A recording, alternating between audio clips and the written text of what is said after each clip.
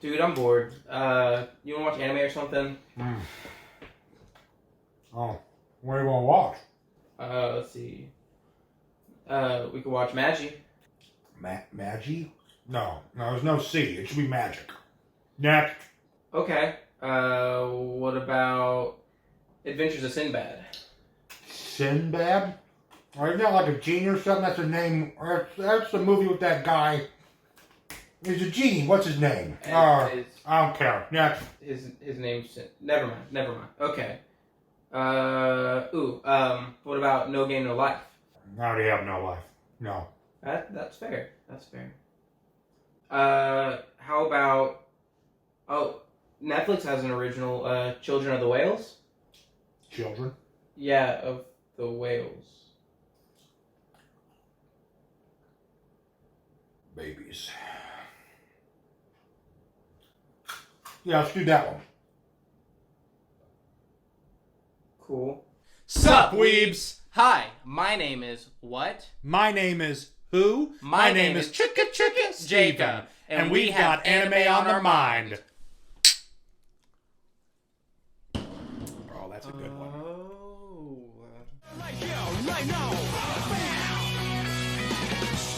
Don't you throw that up. That's pure Cuban. That's from the Havana. Havana, umana.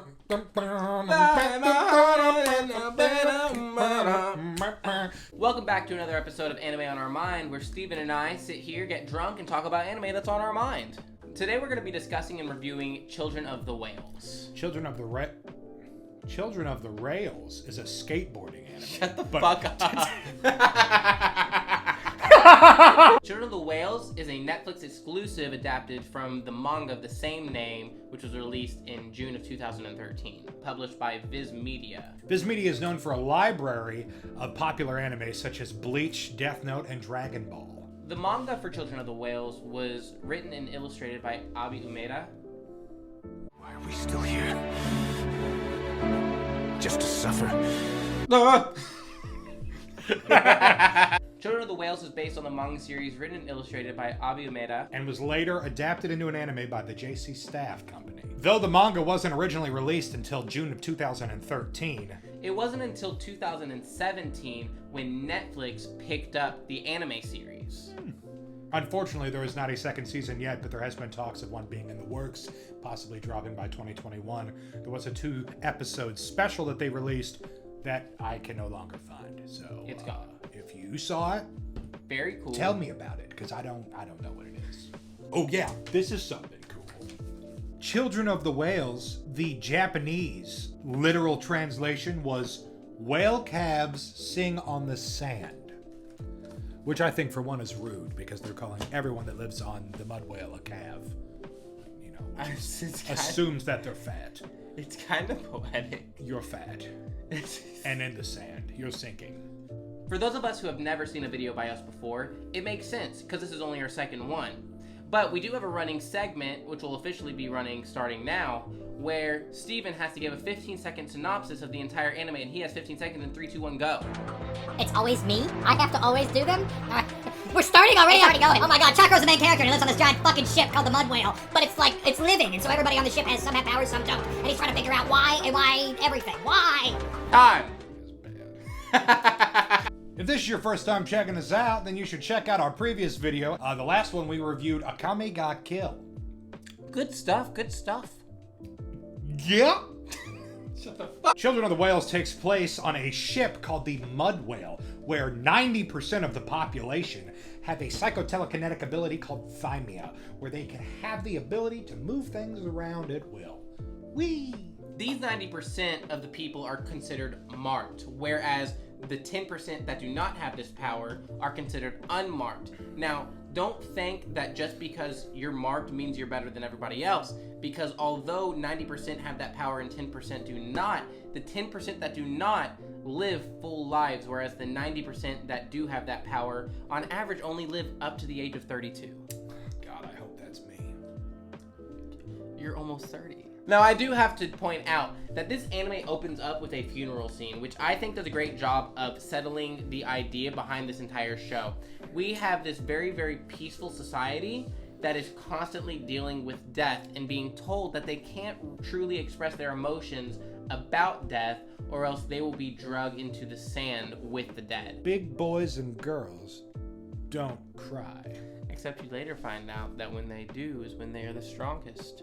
The anime follows the main character Chakuro, who is the semi-historian, if you will, of the village. He takes account of all the things that are happening, both daily as well as a record collector of the past, keeping things up to date for everyone to be able to keep tabs on. Due to the setting of this anime, the society seems fairly primitive. They don't have firearms, they don't have electricity. Instead, they rely on their thymia and their gardening skills naturally to produce food, water, and to live happy daily lives. Or so you may think. In the first episode of Children of the Whales, we are introduced to many of the main characters, including the main character, Chakuro. Now, during this episode, citizens of the Mud Whale notice another ship crossing their path in the Sea of Sand. This isn't, however, a odd event. It is actually custom once every few months for the Mud Whale to cross paths with another ship. However, what they find on that ship is not custom. They find a girl. What's her name? The little girl goes by Lycos, not because that's her name, but because that's the embroidery found on the inside of her shirt. Exactly. She doesn't Lycos it very much, but that's what they're calling her. Now, the person that finds Lycos is none other than Chakuro, the main character, because that's how anime works. The main character finds the plot twist. So Chakuro picks her up and carries her back to his squad to report in. When reporting in, the squad is just as shocked as he is that they found... Yeah, there's other people out there. They didn't expect that. So I originally tried to watch this anime about a year ago, and I actually had to stop after the first episode just because the primitive style in which they live made the anime feel a little weird to me. When they bring Lycos back to the Mud Whale, it starts to rain, which the society sees as a good omen. And then as they approach the Mud Whale, they see a rainbow. And this rainbow is apparently reason enough to release all criminals from prison that are currently in prison on the Mud Whale. Now, it is important to note that there aren't really any violent crimes in this society. The society is fairly peaceful, and instead, people that are locked up are typically locked up for small minor offenses and aren't meant to spend exhausting periods of time in jail. But people saying, ooh, there's a rainbow, let's let the prisoners out. Yeah, that sounds like some Matt Bevin shit right there, to be honest. So one of the other things that they did when they released these prisoners is also let them know that there was life found on another ship. And the reason that was a problem is because most of the prisoners that were being held in what they called the belly of the whale were there because of rebellious acts of them trying to escape the whale. And so we are introduced to another main character, originally introduced as a bad guy named Oni, who turns out to be probably the most badass character in the entire series. Oni is part of a group, so he's definitely not the only one. But he was...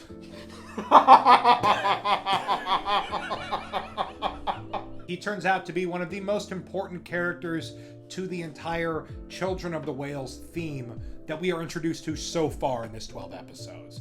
And the first episode ends with Oni kidnapping Lycos and forcing her and Chakuro to take him to the whale that she was founded on.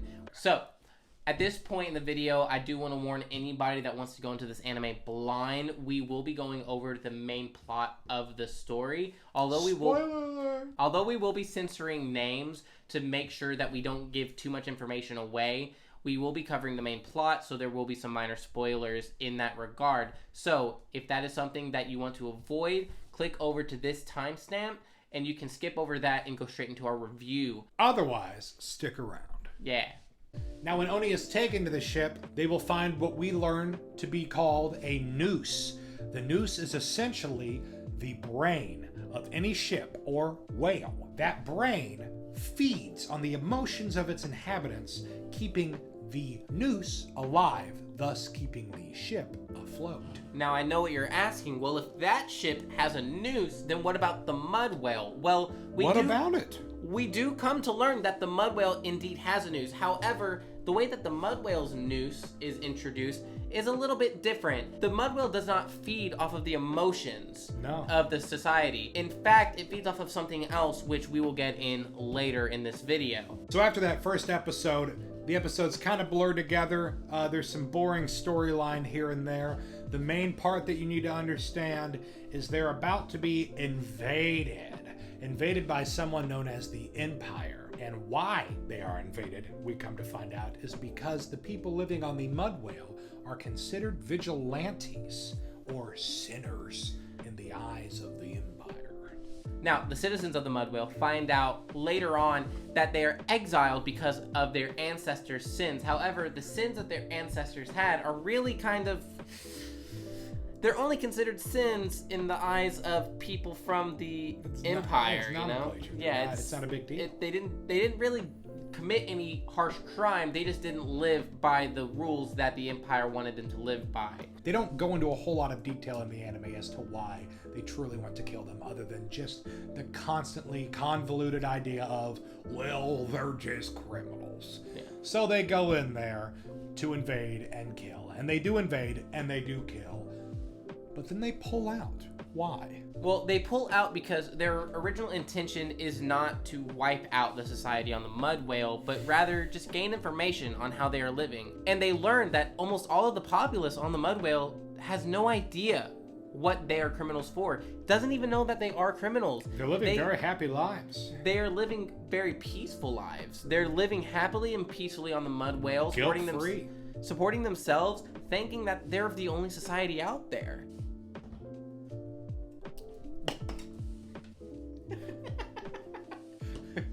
Now, see, you're going to cut everything else out, but only add that. I'm going to keep that bullshit. I'm going to keep that in. Now, There's a lot of child death in this anime, and a lot of kids killing other things, kids, adults, kind of. And that's something that we kind of have to get into as well, is you have to keep in mind, 90% of the mud whale's population, for some reason, only lives to about 32. Now, because of this, a huge percentage of the population on the mud whale are children.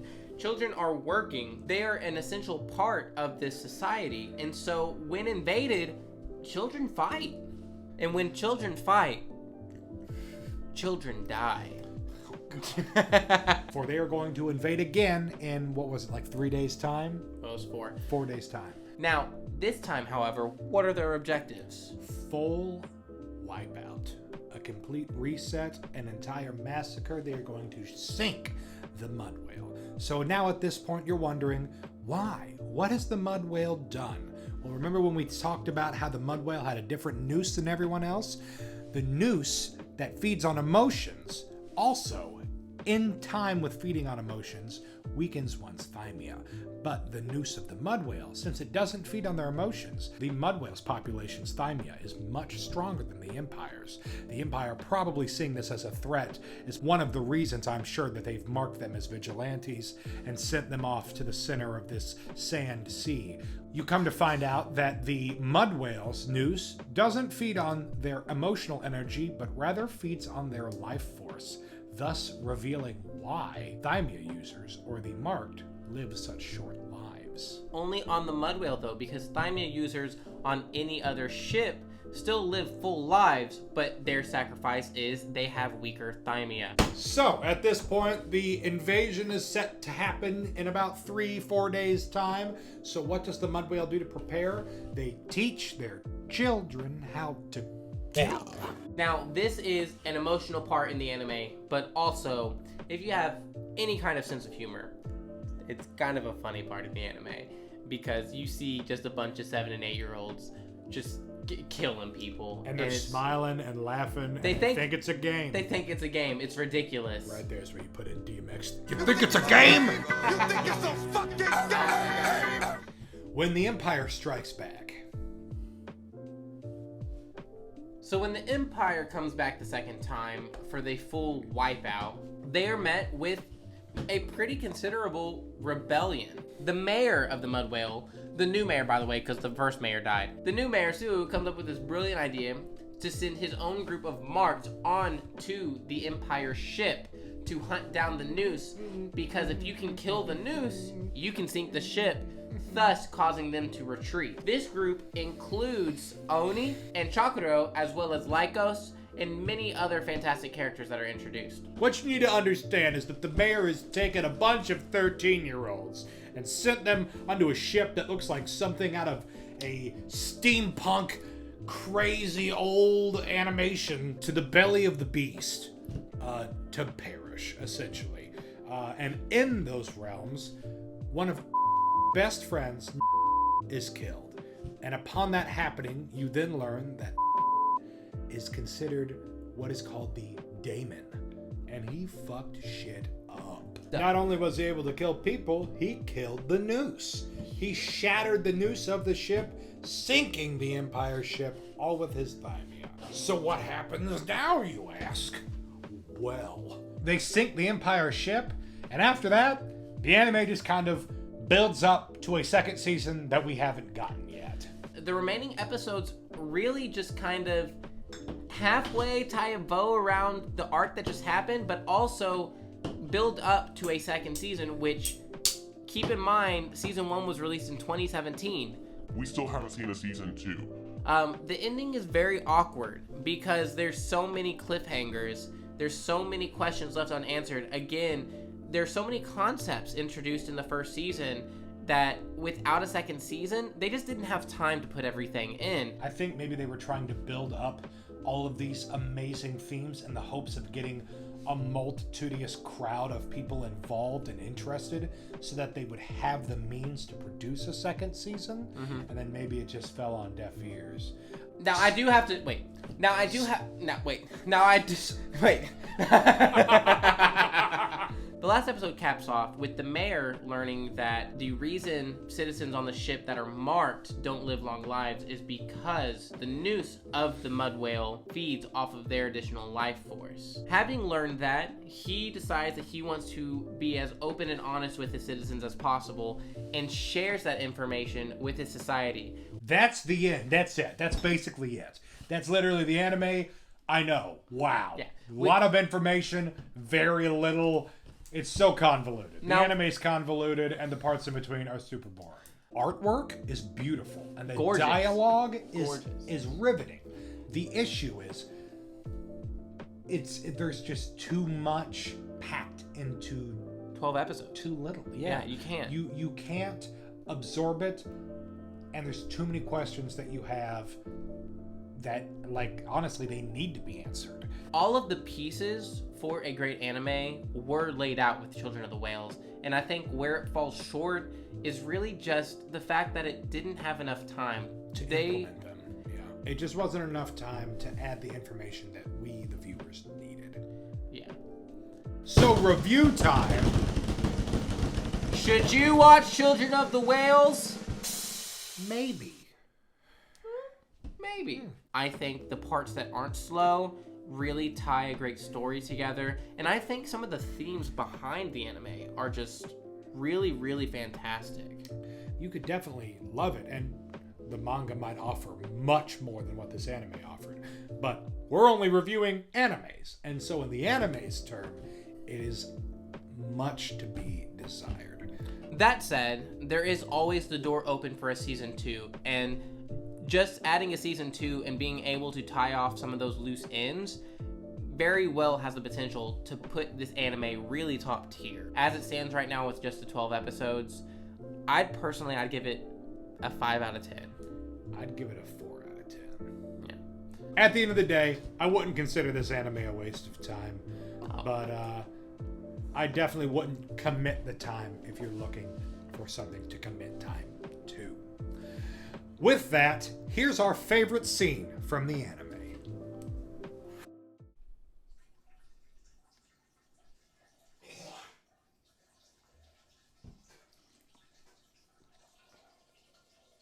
Oh, that's good. Hell yeah, dog.